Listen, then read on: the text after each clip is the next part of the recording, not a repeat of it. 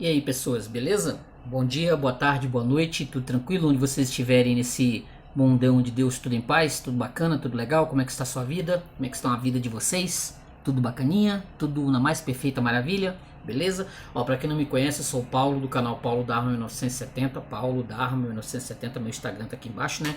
Paulo Dharma 1970, muito obrigado por você estar aí, obrigado mesmo, obrigado pela sua visualização, muito obrigado mesmo, tranquilo? Ó, então curta o vídeo, se inscreva aí no canal, comente se você quiser ajudar, o 988-290-767-91 é o Pix do canal do Paulo, beleza? Muito obrigado, você que ajuda, muito obrigado mesmo. Então curta o vídeo, se inscreva no canal, comente, a gente já vai voltar já aqui para uma resenha das orelhas, beleza? Então a gente vai voltar aqui já com uma resenha. Então curta o vídeo, se inscreva no canal, comente e agradecendo a você e agradecendo também sempre a Deus, porque sem Deus nós não podemos fazer rigorosamente nada, né? Amém, né? Estamos aqui mais uma vez por conta da graça de Deus, da misericórdia, beleza? Então curta o vídeo, se inscreva no canal, comente e a gente volta já, tranquilo?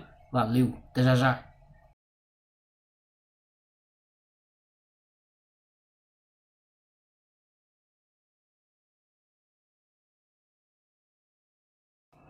Vocês que gostam de romances distópicos, né? Beleza? Tranquilo? Vocês que gostam de romances distópicos, né? A gente já aqui nesse canal já fez um monte, né? Um monte de resenhas de romances distópicos. Eu gosto pra caramba. Eu gosto muito, ó. Aqui, né? Laranja Mecânica. Tem no canal. Laranja Mecânica. Ó. O Admirável Mundo Novo eu ainda não tenho no canal. Isso é uma dívida que eu tenho, mas que uma hora eu vou puxar isso. Mas eu fico aquela, né? Tem tantas resenhas do Admirável Mundo Novo na internet que eu falei assim, mais uma. Não sei se a minha vai ser melhor nem pior do que a de muitos aí. Até agora eu não mexi, mas, né? Admirável Mundo Novo. Ó, e o mais famoso de todos, né? A mais famosa literatura distópica de todos os tempos, o 1984, ó. Essa aqui é a edição nacional. Tá vendo? 1984, George Orwell. Olha que beleza. Olha aqui, ó. Duas edições originais aqui, ó, que eu tenho em mão. Tá vendo? George Orwell. Você que gosta de George Orwell, isso é um prato cheio. Mas o que eu quero dizer é que esses romances distópicos, o 1984, né, se você for num shopping center, provavelmente você vai topar com esse livro aqui. É um livro absurdamente difundido. Eu não sei se ele é absurdamente lido, mas ele inclusive virou até uma caricatura, né, que é o Big Brother, o BBB, Big Brother Brasil, para dizer assim, né, que é o grande irmão, o olho do grande irmão está sobre você. Esses programas que tem nas TVs abertas, né, o Big Brother. Então ele virou uma espécie de caricatura. Não, 1984 virou uma caricatura. Não sei se o George Orwell aprovaria, mas está em todos os locais. Se você sair da sua residência agora e for numa biblioteca, você vai encontrar as pilhas em shopping, as livrarias dos shoppings, sebos. 1984 é um livro facílimo de ser encontrado. Mas, né? Aqui, ó, essa edição brasileira. Eu duvido muito que você saia da sua residência e vá topar com facilidade com este livro aqui, ó. Esse aqui que eu tenho em PDF, você está vendo capas das edições aqui. Eu esqueci de, mas já vou falar do outro que tem vídeo inclusive no canal aqui, eu não posso esquecer disso, mas esse Nós do Yevgeny Zamyatin, o russo, você já ouviu falar nesse livro? Nós, ele escrito entre 1920 e 1921, assim, na recente, publicado ele não foi, mas ele foi escrito quando a Revolução Comunista de 1917 estava à baila lá na Rússia, né, e se transformou na União Soviética, né. Entre essa época, o Lenin ainda governava, mas veio morrer logo depois o Stalin virou o poder supremo na União Soviética até 1953. Você conhece esse livro Nós? Você conhece? Já leu? Já ouviu falar?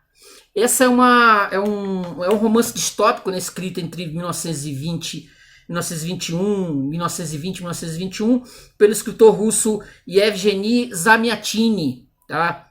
A história narra as impressões de um cientista responsável pela construção de um foguete chamado Integral, e ele narra essas impressões, né, ele vai narrando ponto por ponto, ele vai escrevendo para um povo do passado, ele está no ano 3000, tá? O Estado Único foi implantado no mundo, tá? Já tá bem solidificado, para dizer assim, né? O Estado Único foi implantado. Ele vai narrar então as impressões dele, né, sobre o mundo controlado, né, que ele vive, entendeu? As pessoas, elas não têm mais nomes, elas são apenas uma letra e um número. Assim, as letras masculinas são as letras masculinas, elas são as consoantes, e as femininas são as vogais, entendeu? Aí vão dividindo isso em números. As pessoas não têm mais individualidade, as pessoas, elas não têm mais a individualidade, o eu, entendeu? São controlados pelo esse Estado, por uma entidade, por um homem chamado de benfeitor. Tá? Benfeitor. Esse livro foi assim bem... quando o George Orwell soube desse livro, ele enlouqueceu. Ele foi publicado pela primeira vez na Inglaterra em 1924. Ele foi para os Estados Unidos em 1928. Ele foi publicado nos Estados Unidos em russo, em inglês. Depois, na década de 50, se eu não estou enganado, ele foi publicado em russo. Mas na Rússia mesmo, ele só foi publicado na perestroika do Gorbachev. Quer dizer, ele foi proibido de ser publicado durante aí anos e anos e anos na própria pátria do Zamiatini, entendeu? Então esse homem, esse D503, né, ele é chamado de D503, ele está narrando essa maravilha. Ele começa como se fosse um diário, né, narrando a maravilha dele viver nesse país, nesse mundo totalmente controlado, né, ditatorial. Há uma questão aí da liberdade, né? O que você... O ser humano não quer uma liberdade, ele não quer liberdade, ele quer ser controlado de alguma forma. Então, quando ele faz loas ao Estado Único, porque simplesmente dá paz e tranquilidade para ele de alguma forma. Aí, esse mundo é controlado, ele é construtor de foguetes, como eu disse, ele está construindo um foguete. Ele está construindo um foguete chamado Integral, porque esse foguete, a pretensão desses homens, né, desse futuro, dessa ideia distópica, é que eles vão simplesmente sair pelos planetas, vão colonizar planetas para poder pegar esses planetas e construir esses estados únicos de planeta em planeta. É uma ideia muito sensacional, né? Então esse sujeito, esse D503, ele é um construtor de foguetes, ele é um matemático, é um homem que vive pela matemática. Esse Estado Único, ele vive pela matemática e pela ciência. Isso me lembra, agora que eu vou voltar ao que eu queria dizer, né? Isso me lembra Paris no século XX, do nosso queridíssimo Júlio Verne. Tá aqui a foto aqui que eu tenho no canal, tá? Só que a diferença entre esses dois é simplesmente que o livro do Júlio Verne só foi publicado mesmo nos anos 80 do século XX. Eu tenho lá minhas dúvidas se o Zamiatin, por acaso, sabia da existência desse livro, porque romance distópico por romance distópico, se você colocar os dois pau a pau, entendeu? O do Júlio Verne é melhor. Entendeu? Mas ele gira em torno do mesmo problema. As letras, a escrita, como eu havia dito no romance do Júlio Verne, assim, a leitura, a escrita, ela é leitura técnica. Assim, ninguém vai ficar por aí recitando poesia. Inclusive no livro Nós, um poeta lá, ele chega na frente do regente lá, do benfeitor, e ele vai recitar uma poesia contrária ao sistema, e ele é apagado na mesma hora. Ele vira cinzas na mesma hora. Isso tem lá no romance do Júlio Verne, a mesma proposta. Isso quer dizer que a gente pode pensar que esses escritores do passado, eles sempre tinham essa ideia de que se você cair num estado ditatorial, né, da forma como a gente tem tanto no livro do Júlio Verne quanto no do Zamiatin, a situação não vai ser nada boa, a questão da liberdade. Se vocês leram 1984, eu já falei isso em outras ocasiões, né? Que a visão distópica do George Orwell é uma visão distópica terrível. Não há futuro, não há future. O do Zamiatin também não tem futuro. É assim, o do próprio Júlio Verne também não há futuro, não há no future. É como se eles escrevessem. Eu acredito que até que o Zamiatin ele pensava muito nessa possibilidade daquilo ali realmente se transformar numa algo real. Porque como a Revolução Russa ela estava bem ela tinha acabado de começar, né? A contra-revolução lá ganhou no final das contas. Então eu acredito que assim, como ele não era um indivíduo voltado assim muito, ele não era contrário, ele assim não era 100% contrário à revolução, mas ele escreveu um livro em que ele fazia suas críticas, etc, né? Ele fazia suas críticas aquele momento, inclusive no próprio romance aqui, nessa edição que eu tenho em PDF, ele tem uma autobiografia que ele mesmo escreveu, acredito que tenha sido ele mesmo, de punho. Ele está falando sobre a história da vida dele, do passado dele, como é que ele se tornou um literato, como é que ele gostava de escrever, e mesmo sendo um engenheiro, ele gostava de escrever os livros dele. Muitas vezes os livros dele eram proibidos, e esse nosso, inclusive, acabou sendo proibido, né? Não foi publicado na União Soviética. Entendeu? Então, ele tinha essa ideia, esse louvor a essa revolução, né? Essa revolução que durou mais de 70 anos, essa revolução comunista na União Soviética, que depois se transformou na Cortina de Ferro, né? Países dominados. A gente conhece bem a história, como é que ela girou, né? Então ele escreve esse romance distópico, projetando um futuro, né? Um futuro em que a humanidade vai ser toda controlada. Olha, parece que eu já ouvi isso em algum lugar. Parece que eu já ouvi isso em algum canto. Mas o que acontece? Ele vai escrevendo essas loas. Acontece, eles moram numa redoma. Tem uma redoma de vidro, onde as pessoas moram num local completamente cientificizado, uma localidade toda fechada, um planeta todo fechado, mas é dividido pro lado de lá. Tem uma parte de lá do vidro que é a vida selvagem, onde os bichos, os animais, a vida selvagem corre lá por fora. Isso me faz lembrar, não vou dizer que é cópia, mas no Admirável Mundo Novo tem esse mundo dividido. Eu acredito que o Aldous Huxley tomou conhecimento desse romance do Zamiatin, né, e resolveu escrever alguma coisa, né, parecida com esse livro do Nós. Assim, ele leu, deve ter ficado enlouquecido e resolveu, né? Não, tem que fazer um livro que tenha uma visão de mundo assim também, né? A sociedade perfeita, a sociedade da felicidade, a sociedade que eles consideravam a liberdade. Se você é livre, você tem que ser controlado. Você é livre demais, você se descontrola, você se perde. Nessa sociedade aqui não se bebe, não se fuma. Ela é uma sociedade, por exemplo, onde as pessoas comem petróleo.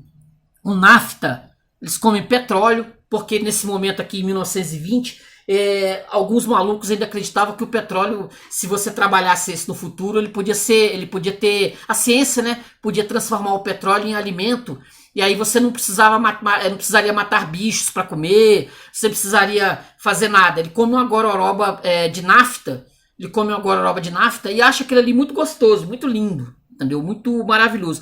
O que rola? Ele tá nesse mundinho perfeitinho dele, lindinho, maravilhoso, sendo controlado. As casas todas, elas são de vidro. Todo mundo vê o que todo mundo faz. O indivíduo, ele para fazer sexo com a mulher, ele tem que pedir autorização pro Estado. Ele não faz sexo sem autorização do Estado. Então, tem a data, a hora, entendeu? Que ele vai se encontrar lá com a fulana, com a E330. Tem uma louca, uma O90 que tá atrás dele querendo engravidar, entendeu? Aí essa sociedade toda, todo mundo vigia todo mundo, é uma beleza, todo mundo sabe o que todo mundo faz, é uma beleza. Aí ele meio que pira, uma hora ele pira porque ele entra em contato com os opositores do sistema, entendeu? E que inclusive tem uma figura que é a amiga dele, que vai ser uma uma mulher que ela vai explodir lá com os vidros lá. Eles têm uma ideia de pegar esse foguete, né? Esses opositores do sistema, né? Que lutam contra o invisível benfeitor. Eles querem destruir eles querem destruir esse sistema. Eles destroem lá a cortina, na cortina de envidraçada que estava separando a sociedade perfeita da sociedade selvagem. Explodida essa cortina, quebrados os vidros, os animais entram, eles tentam fugir pelo foguete. A única coisa que eu vou dizer para vocês que eu não gostei no livro, que eu achei assim, inclusive eu também notei em outras críticas que eu vi, né, em outras análises que eu vi por aí, é a tradução do material. Tem uma tradução mais nova aí, mais recente, que provavelmente deve ser a do russo. Mas mesmo essa tradução, a mais recente, eu vi pessoas falando bem mal. Mas aí a questão é a escrita do autor. Uma escrita técnica, uma escrita voltada para matemática. Ela tem jargões matemáticos que atrasam. Como você não conhece, você vai lendo, você é obrigado muitas vezes a pegar o texto e reler. Eu levei bastante tempo lendo esse livro, porque eu tô acostumado com a leitura mais rápida, né? Os signos, o texto, que eu não vou nem culpar a tradução, porque eu não sei de quem é, porque no meu PDF que não tem o nome do tradutor, tá? Não tem o nome do tradutor, mas eu tive dificuldade de avançar muito com a leitura, inclusive eu ia lendo outras coisas, porque eu falo, aí eu cheguei, não, eu vou enrolando com o livro, porque ele não é aprazível de ler. Ele não é um livro assim que você pegue, uau, tipo o 1984. Se você pegar o 1984, você vai ler da primeira à última página. Você sai lendo. É uma leitura fácil, de um escritor muito bom, né? O cara sabe escrever. Já o Zamiatin, ele tem talvez dificuldades, então ele vai botar muitos termos matemáticos e a leitura se arrasta em 160 páginas. 160 páginas. Assim, eu levei dias lendo, enquanto eu estava lendo outras coisas, porque a leitura não é uma leitura fácil. Não é uma leitura fácil. Não é recomendável assim você mergulhar de cabeça, porque não é uma leitura simples. Eu separei algumas passagens aqui. Olha só. Saímos. A avenida estava cheia de gente. Com um tempo desses, habitualmente, a hora pessoal que segue ao almoço é consagrada a um passeio suplementar. Como habitualmente a oficina musical tocava em todos os seus alto-falantes a marcha do Estado Único, os números, as centenas aos milhares, que eram as pessoas, né? Todas de uniforme azulado, com placas de ouro ao peito, placas com o número estatal de cada um ou de cada uma, caminhavam em filas 4 a 4, acertando convictamente o pulso com o ritmo da música. E eu, em conjunto com os outros 3 do nosso grupo, formávamos uma das inúmeras vagas daquela torrente poderosa. À minha esquerda tinha a O90. Se um dos meus hirsutos antepassados escrevesse isso há 1000 anos atrás, aplicar-lhe-ia com certeza o engraçado pronome minha. À minha direita tinha 2 números desconhecidos, um masculino e outro feminino. Deixa eu ver outra passagem aqui. Deixa eu ver aqui. Tive já a ocasião de ler e de ouvir contar muitas histórias incríveis dos tempos em que as pessoas viviam no estado livre, isso é, desorganizado, selvagem. Mas o aspecto para mim mais inacreditável é o seguinte: como foi possível o poder governante, fosse ele, embora o mais rudimentar, permitir ao povo viver sem uma regra idêntica às nossas tábuas dos mandamentos horários, sem passeios obrigatórios, sem um controle rigoroso das horas das refeições? Como pôde ele consentir que as pessoas se levantassem e fossem para a cama quando muito bem lhe apetecia? Alguns historiadores afirmam até que nesses tempos, ao que parece, as ruas ficavam iluminadas durante a noite e que andava gente a pé e de carro pela rua. Há uma coisa que a minha cabeça não consegue em todo perceber. Será que apesar de todas as limitações de inteligência, as pessoas não eram levadas a entender que de tal modo de vida era um assassínio da população? Um assassínio lento, adiado de dia para dia? Deixa eu ver outra passagem aqui. Ele vai tecendo, assim, nessas primeiras páginas, ele vai tecendo realmente seríssimas críticas ao passado, né? Porque ele está escrevendo para o futuro, né? Ele está escrevendo para o futuro. Ele vai deixar esses manuscritos num cilindro, vai guardar esses manuscritos para o futuro. Assim, e tecendo críticas ferozes ao passado, ao mundo em que nós vivemos, né, hoje, né? Esse mundo, obviamente, ele teve uma guerra de 200 anos e esse benfeitor, né, esse invisível benfeitor, esse indivíduo benfeitor, eles vão ganhar essa guerra e vão transformar esse planeta num congraçamento assim de ideias tirânicas, para dizer assim, né? Outra passagem, ó. Muito bem, alguns sábios antigos disseram uma coisa inteligente, por mero acaso, diga-se de passagem. Amor e a fome é o que comandam o universo. Logo, para dominar o universo, o homem terá que dominar esses dominadores do universo. Pagando um preço elevadíssimo, os nossos antepassados triunfaram sobre a fome. Refiro-me à grande guerra dos 200 anos, que eu falei agora há pouco. Entre a cidade e a aldeia, os cristãos selvagens, devido certamente a preconceitos religiosos, defendiam com afinco o seu pão. Mas no 35º ano antes da fundação do Estado Único, foi descoberta a comida que hoje consumimos, um derivado da nafta, o petróleo, né? Só 0,2% da população sobreviveram, mas limpa da imundície milenar. A face da terra ficou muito mais esplendorosa. Os sobreviventes puderam conhecer a bem-aventurança de viver nas inúmeras mansões do Estado Único. Não será claro que a bonança e a inveja são tão somente o numerador e o denominador dessa fração a que se chama felicidade? Que significado terá, pois, os incontáveis sacrifícios da guerra dos 200 anos se, apesar de tudo, continuasse a haver razões para a inveja? Mas continuam a haver algumas, até porque continuam a haver narizes em forma de botão e narizes clássicos, para voltarmos ao tema da nossa recente conversa durante o passeio suplementar, porque há alguns que proporcionam muitas conquistas amorosas e outras nenhumas. Naturalmente, depois de ter dominado a fome, uma vitória que foi o sinal algébrico igual da soma das venturas externas, o Estado Único levou a cabo uma ofensiva contra o outro dominador do universo, ou seja, o amor. Deixa eu ver aqui. E aí deixa eu ver mais outra aqui. Ele vai, como eu falei, nesse princípio aqui, ele vai justamente pulando, né? Ele vai fazendo falando das lindezas do mundo em que ele vive. Mas vai chegar lá na frente em que ele vai despirocar, como diz assim, né? Ele vai começar assim como o narrador, né, do 1984, ele vai começar a ver que tem uma coisa de muito errada. Muito errada. Aqui, ó. Praça do Cubo. 66 círculos concêntricos são as tribunas, e nelas 66 filas de caras serenas como a luz, de olhares que refletem o esplendor celeste ou possivelmente o fulgor do Estado Único.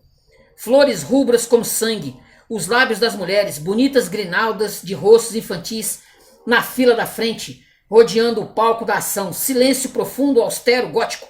A julgar pelas descrições que até nós chegaram, devia ser semelhante à emoção que os antigos sentiam durante os serviços divinos.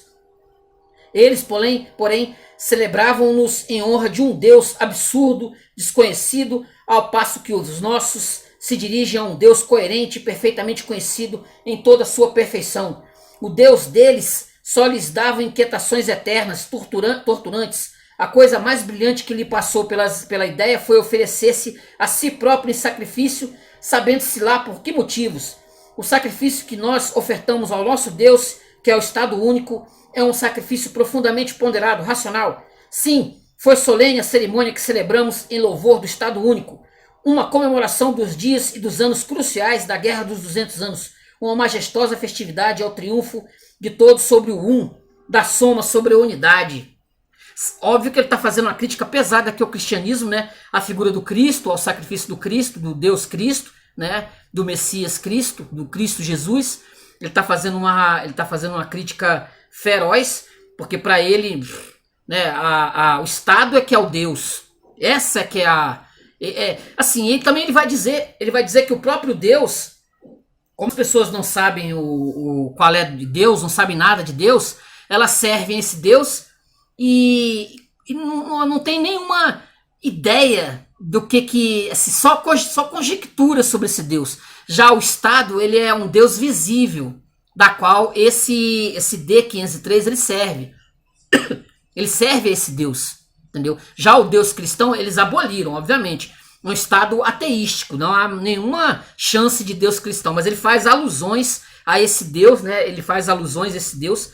Para ele é uma coisa do passado que não há mais volta. Ele foi completamente extinto, completamente abolido.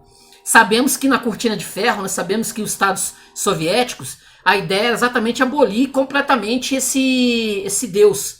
Abolir completamente, não ter mais nem sombra disso. Nenhuma ideia. Aqui, ó, outra passagem. A tabuada, é a matemática dele, né? A tabuada de multiplicar, essa é a mais sábia, mais absoluta do que o Deus dos antigos. Nunca ouviram? Falha. E não há felicidade maior do que a dos algarismos que vivem de acordo com as harmoniosas e eternas leis da tabuada de multiplicar. Nenhuma hesitação, nenhum engano. Há só uma verdade, há só um caminho verdadeiro. E essa verdade é 2 vezes 2. E o caminho verdadeiro é 4. E não seria absurdo que esses dois, ideal e felizmente multiplicados, alimentassem ideias de qualquer liberdade, ou seja, de uma coisa que é claramente um erro? Para mim é axiomático que R13, uma pessoa, né, conseguiu captar o mais fundamental, ir mais além. Ele continua aqui, né? Como é que, pensava eu, os antigos não percebiam e todo o absurdo da sua literatura e da sua poesia, a forma imensa e magnificente das suas palavras artísticas era esbanjada de forma completamente vã, uma coisa ridícula. Cada um escrevia o que lhe passava pela cabeça, tão ridículo e absurdo como os antigos permitirem que o mar batesse inutilmente durante 24 horas contra a praia, deixarem que os milhões de quilogrâmetros contidos nas vagas não tivessem mais utilidade do que a de embalarem as emoções dos namorados. Do enamorado sussurro das ondas, nós extraímos eletricidade. Dessa fera brava que se desfaz em espuma, fizemos um animal doméstico, e pelo mesmo método domesticamos e submetemos o elemento outrora bárbaro da poesia. Doravante, a poesia não é já o imperdoável trinado do Rochinol. A poesia é um serviço estatal, a poesia é utilidade. Foi o que eu falei, né, do Júlio Verne. Né, eles destruíram com toda a literatura, essa literatura do passado, ela não tem mais sentido nenhum, ela não tem mais por que existir, né, não tem mais razão de ser, então eles vão destruir para tudo virar um processo técnico. A ciência, ela é a mãe de tudo, como eu havia falado no Paris no século XX do Júlio Verne. A ciência, ela é a verdade. A ciência nada mais que a verdade. A matemática é a verdade, entendeu? E as pessoas vão seguir essa ideia tanto do Estado único quanto da matemática com força.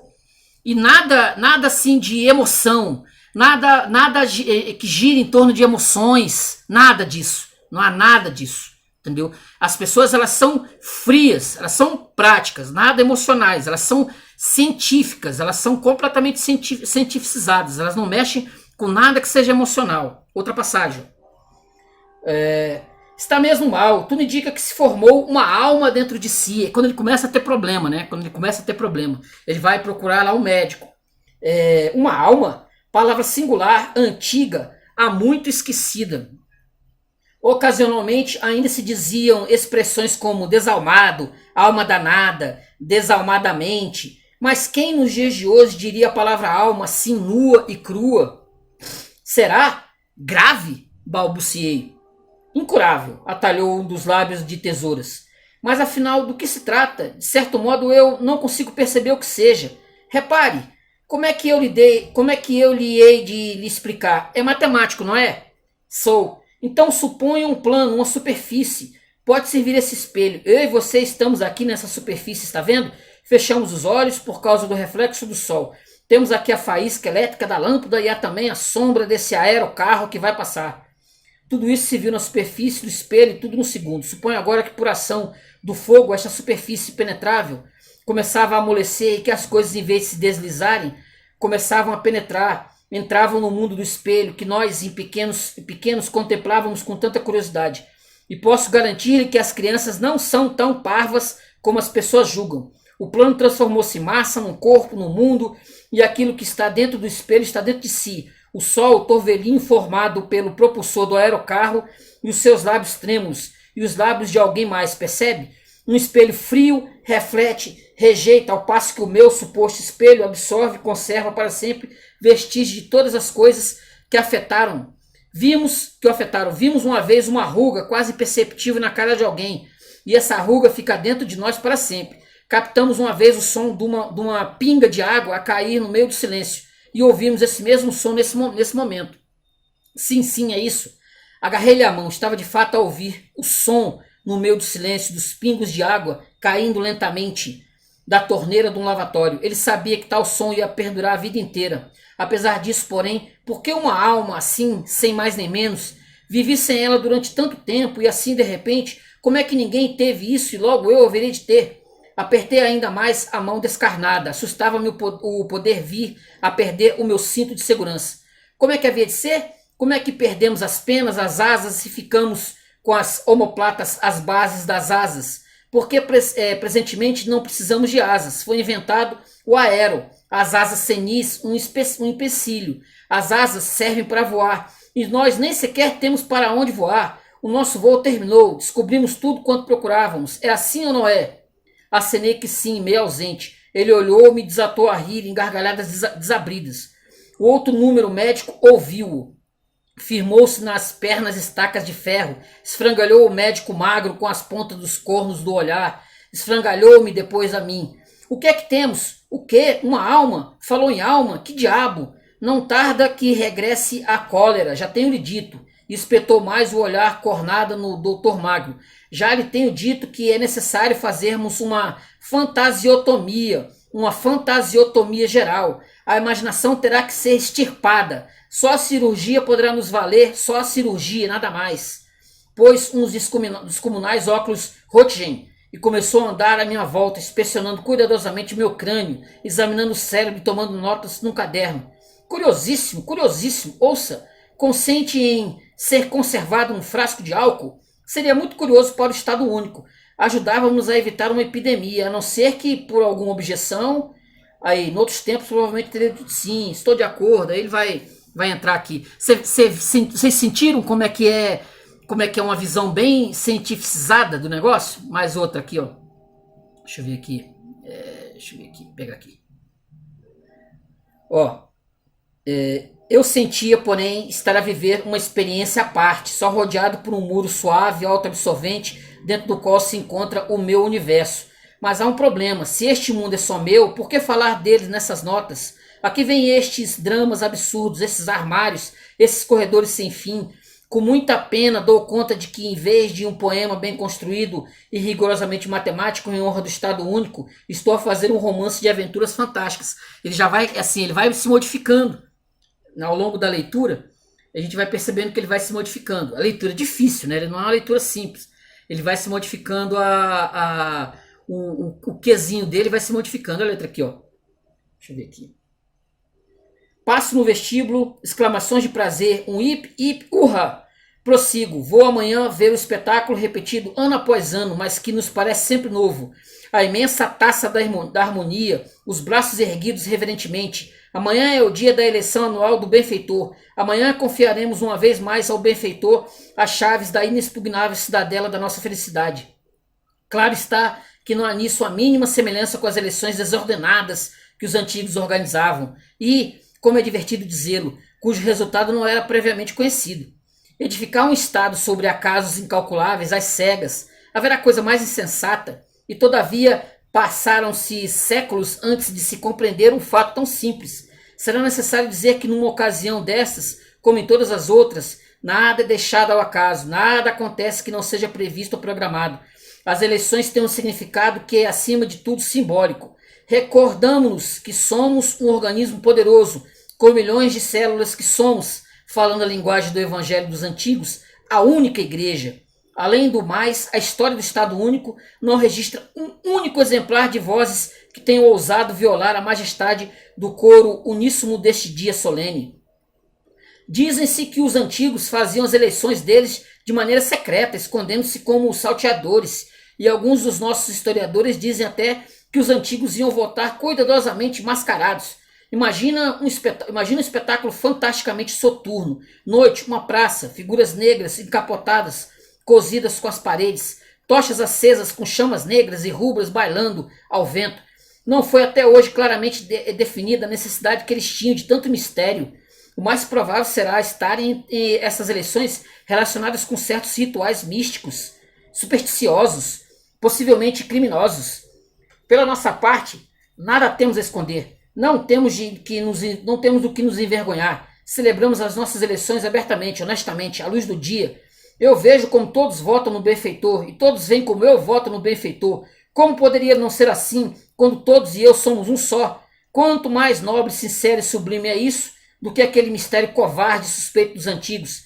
E quanto mais expedita não é a nossa maneira de proceder, ainda que acontecesse o impossível, como sejam certas dissonâncias na nossa monotonia habitual. Lá estão os guardas invisíveis no meio de nós, e eles sabem determinar imediatamente quais os números que caem no erro, saberiam evitar-lhes maus passos, salvando assim o estado único. E finalmente, aí ele vai falar sobre outra coisa aqui. Deixa eu ver aqui mais uma última passagem. Deixa eu pegar aqui. Deixa eu ver aqui. Mais uma passagem aqui que ela é bem interessante. Deixa eu ver aqui. Ó, essa aqui, né? Isso aqui ele já está totalmente tomado. Isso é impensável, eu respondi sobressaltado. É absurdo. Não vês que estás a preparar uma revolução? Uma revolução, sim, mas por que absurdo? Aí ele está falando aqui com a pessoa que ele gosta, com a figura que ele gosta, que é responsável por como eu falei, da explosão do muro, né? Que ele fica fazendo loas aos muros, os muros que separam, né, as pessoas inteligentes, cientificadas dos selvagens, como tem no Admirável Mundo Novo também, né? Como tem no Admirável Mundo Novo. Aqui. É uma revolução, é absurdo porque não pode haver revolução nenhuma. Porque a nossa revolução, sou eu que o digo e não tu, foi a última. Não pode haver mais nenhuma revolução. Toda a gente sabe que, meu menino, tu és matemático, tornou-me ela, fazendo com o sobrolho ângulos agudos de escárnio. És até mais, és filósofo, matemático. Vamos, diz-me o último número. Que é isso? Não percebo. Que último número? Ora essa, o último, o supremo, o maior de todos os números. Isso é absurdo. Se o número dos números é infinito, que número é que tu queres que seja o último? E que revolução é essa que tu dizes ser a última? Não há última revolução. As revoluções são infinitas em número. A última revolução é coisa de criança. O infinito assusta as crianças e é necessário que elas de noite tenham sono descansado. É um livro extraordinário. Ele cria um tipo de romance, né? No meu entender foi o Júlio Verne, mas como o Júlio Verne não publicou o livro dele em vida, só foi publicado no século XX e no final do século XX. Então esse Nós, ele é um romance que vai abrir as portas para a distopia, né? Para o universo distópico que nós tanto conhecemos e nós tanto gostamos. E nós gostamos de criar, de escrever, de ler distopias, né? É mais uma. Então esse Nós é um livro que vale muito a pena ser lido, tá? Mesmo com todas as dificuldades, mesmo com a escrita complicada do Zamiatin, vale muito a pena ser lido, beleza? Eu falei um pouquinho do Nós, que é um romance distópico escrito pelo Yevgeny Zamiatin. Esse livro vale muito a pena ser lido para quem gosta de distopia, para quem conhece... Para quem não conhece também, para saber como é que é o mundo e assim, e como ele vai se encaminhando, né? Ele vai se encaminhando. Se ninguém fizer nada, se você ligar a sua TV e o seu computador, você sabe exatamente no que o mundo está se encaminhando, se deixarem, beleza, gente? Então, ó, curta o vídeo, se inscreva no canal e comente aí. Hoje eu falei um pouquinho do livro do Zamiatin, Nós, beleza? Até a próxima, gente. Valeu. Obrigado, pessoal. Tchau.